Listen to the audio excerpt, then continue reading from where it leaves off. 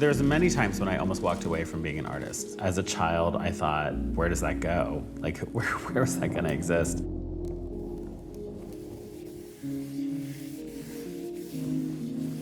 I'm the first artist in my family. I'm not the first person to make things, but I'm the first person who pursued a career as an artist.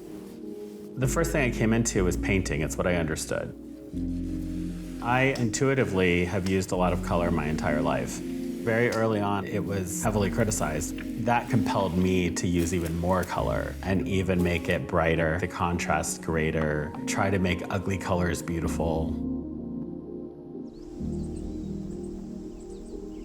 When I look back at painted imagery of Choctaw people, the men in particular wore like feather plumes in their hair, and there was woven textiles full of color.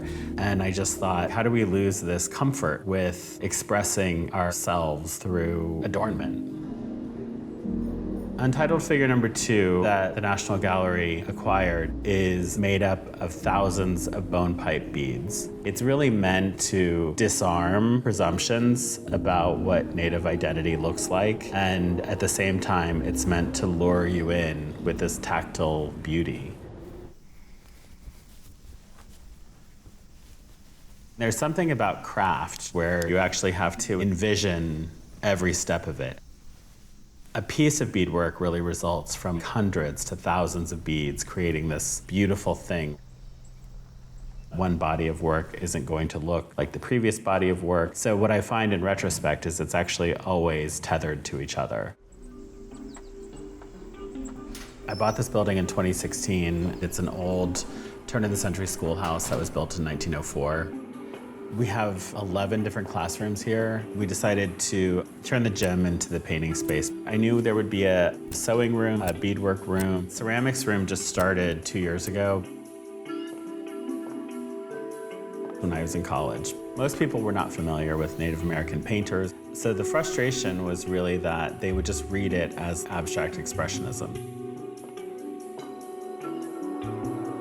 I finally decided one day, I was like, okay, let's just be as direct as you possibly can.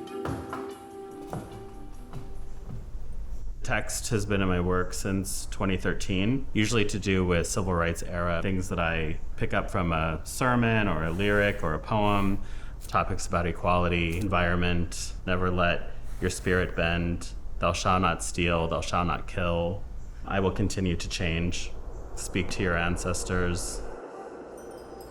On nights when I would ask for advice from my ancestors, ancestral figures did come to me through dreams. Being the first Indigenous artist to represent at the 60th Venice Biennale was one of the most intense things I will ever do.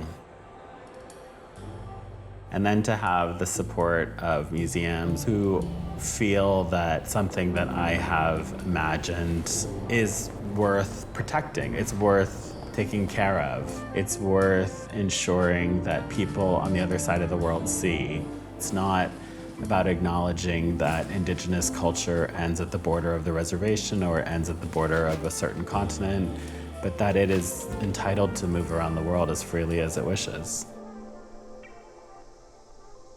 Native histories have so many gaps that haven't been recorded. With Indigenous queer communities, many of these people are still living, so we have the opportunity to actually write a narrative from first-person voices without the gaps. That, to me, is exciting.